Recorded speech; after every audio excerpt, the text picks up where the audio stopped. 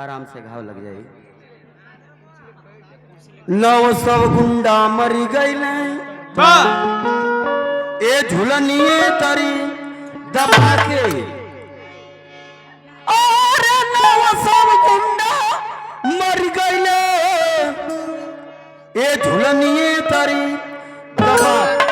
अरे नौ सौ गुंडा मर गईले झुलनिए तरी।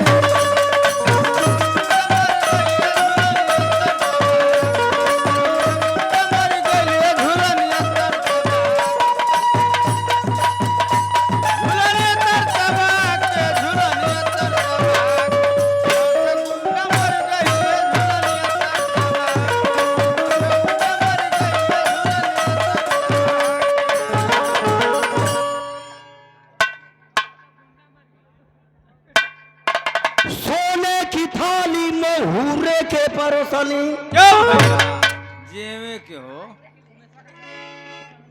कई बेर बिनती भइल कि जे आमंत्रित हुई नात रिश्तेदार गांवपुर का लोग दर दया दयार दर दुश्मन जे भी हुई भोजन कैले से वंचित हुई तो आप लोग भोजन कर लिया।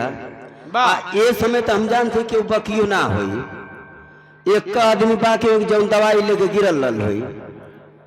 अब दवाई का जब असर खत्म होता हुआ उठिए कहीं अरे मर्दवा सब खा भला बहन हम खइबा ना कहीं अब भोजन चला था अगर यार ना मिली तो अब हमन बाकी है या हमन के नहीं हमन भोजन करा दे ले।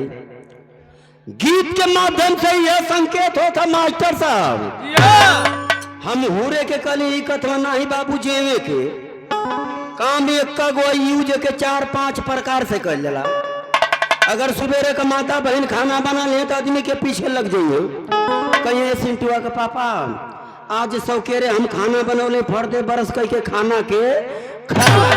अगर तनी भर लेट हो तो कहीं बौरा का करथवा ना खइबा तो चल के कान हुरी ले थवा 11 बजे तो मेहरारू गोसिया जन तुरंत कुत्ता उत्ता बेहया बनावे लगे हम कहीं सौकेरा खाना बनौले 11 बज गल का करथवा ना हुरबा तो चल के अड़साइला ना अड़सईबा तो चल के ढकेलीला ना ढकेलबा तो चल के ड्रोन कैमरा चला था देखिया लो क्यों गलत काम मत करिया लो। काम एक का कोई 4-5 प्रकार से कर लेला।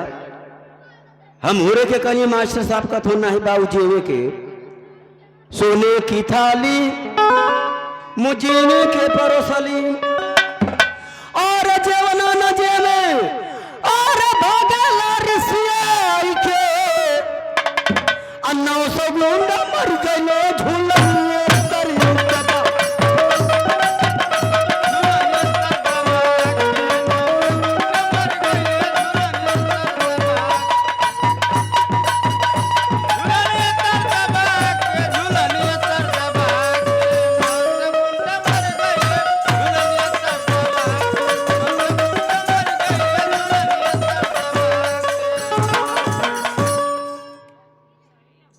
तमाम गीत भैल हम ज्यादा गीत ना गाई इतना हमार गीत ये समझ रहा है। गीत का सुनौले आप लोग सुनबा कैला है 900 गुंडा मर गई ना ये झुलनी तर एको न मरल एकदम झूठ बात है। ये गीत हमार बिना कैसीट का अब ले तमाम कैसीट का गीत सुन ला लो 4 जानी रहो सब कैसीटी में का गीत सुना लो।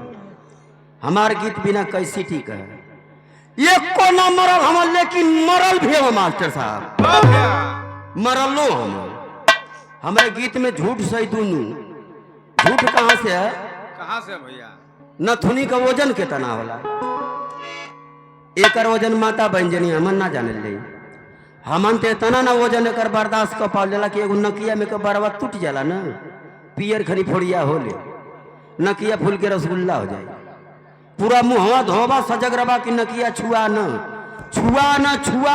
आ जहां नाक छुआइल कांटा 120 बजाई धड़ाक देनी भर दे करंट आ जाला।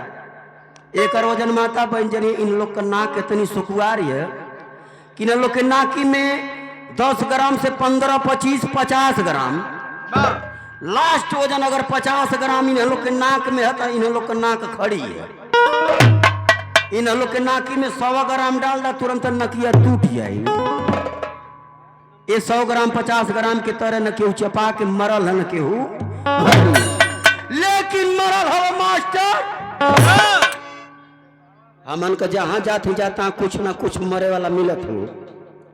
एहू जो मरे वाला का लाइन लगल है, जे भी मरल है एक नीचे चपा के ना ट्रेन से कट जाते हो, नीचे चपा लो जहर खा लेते हो, फांसी लगा लेते हो, नीचे चपा लो ना ही पीछे घिंचा के जे भी मरल है। मतलब जे इन्हां लोगन के चक्कर में पड़ल हमारे गीत में झूठ सही दोनों गीत खत्म। फुलवा के नोच नोच के अरे सजिया रे लगवली और सजिया न सोमे और भगल रिसिया के अन्ना से बूटा मर गई।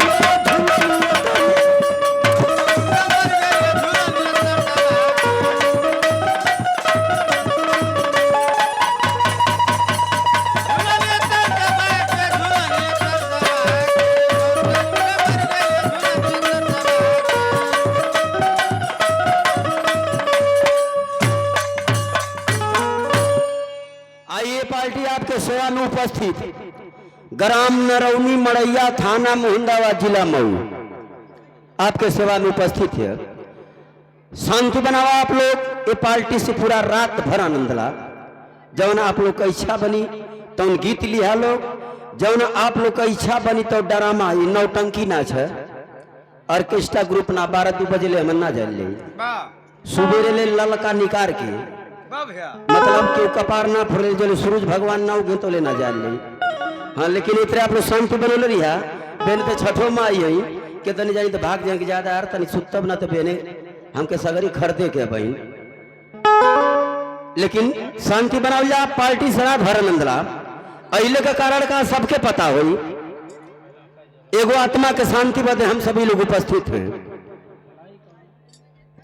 आइए सभी लोग एक स्वर में उस मालिक से विनती करते हैं उस आत्मा के लिए, आत्मा जहां सुख शांति अच्छा स्थान मिले। आज जब दिन देखे के मिला था यह सत्य भी है, मैडम बतौली है आना जाना सत्य, जो आया है उसको जाना है। आगे पीछे लाइन लगे क्यों गर्मी में चल जाता, क्यों बरसात में जाता, क्यों जाड़ा में जाता, क्यों गाढ़ा में जाता, जाए के सबके है। माई चल गई, माई गई तो बबू जी गई है, और जब माई बाप चल गए तो हमारे बेटी बेटा है जा।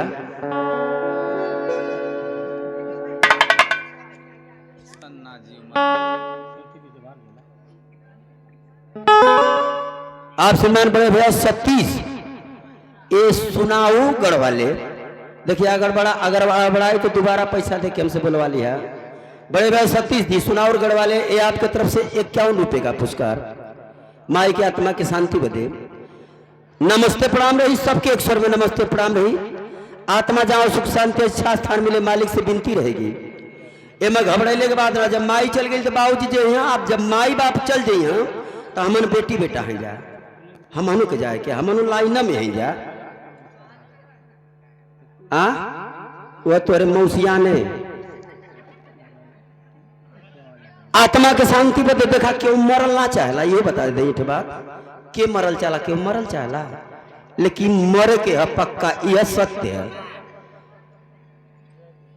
शरीरिया पर इंसान बहुत घमंड कैले है, लेकिन एक औकात कीमत का एक को पैसा करना है। गीत के माध्यम से एक लाइन वो आत्मा के शांति बदे इस मालिक से बिन तेरे गीत के माध्यम से एक लाइन गीत लग जाए हमारे साहब।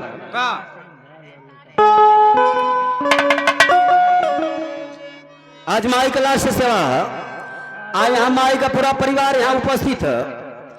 वो मातारी से हमन से आजब नाता रिश्ता है, ये जान जा कबले नाता रिश्ता के जबले नाच होता तबले, जहां नाच बंद भल नाता रिश्ता खत्म। आत्मा के शांति बते पूरा परिवार यहाँ उपस्थित, सभी लोग नात रिश्तेदार सभी लोग उपस्थित है। आया है सो जाएगा राजा रंग फकीर, कोई विमान पर चढ़ी चलत है,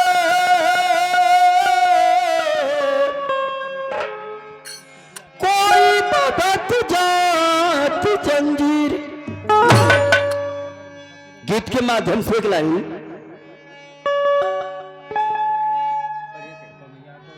और काम के हो और काम करे दहिया आई दहिया ना आई राम कोनो काम को दहिया ना आई राम कोनो काम को दहिया ना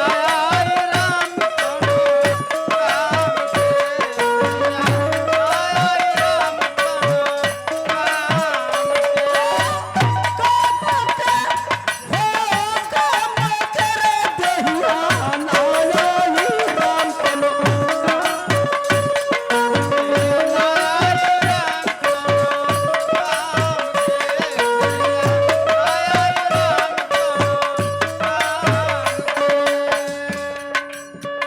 हमन से बढ़िया मुर्गी मुर्गा हमको छेरी बकरी गाय गोरू हमन से बढ़िया मुर्गवा कट जाता था दुनिया गोसावा ले लेते कहता भैया दोनों गोड़िया डाल दिया हमारा लड़का खाला। मुर्गवा का बचल पचौनिया ओ खाती झोला दे के बैठल पचौनिया हमके दे दा। अब मुर्गवा का बचल ऊपर के चमड़वा ओ खाती झोला दे के बैठल कहतो चमड़वा हमके दे दा। अब मुर्गवा का बचल लाइटिंगिया मुर्गवा का लाइटिंगिया बचल भाई 1500 रुपया टाली जाती है एक नंबर का खाद होती है। अब मुर्गवा का बचल कुछ बचल हमन का जीवा निकलने के बाद का दिक्कत है तुरंत फूक दाने तो इनके गाड़ा और रात भर रोके के वो तो बर्फ लिया नहीं तो बिना बर्फ का धरवा कब जो लसिया फूल जाए जीव निकलने के बाद माटी एक को पैसा का कीमत ना है। ए पर हमारे घमंड हमारे 18 गो बोलोरो है 4 मंजिला मकान है हम सनी देवल है हम ऋषि कपूर है कदेहिया ना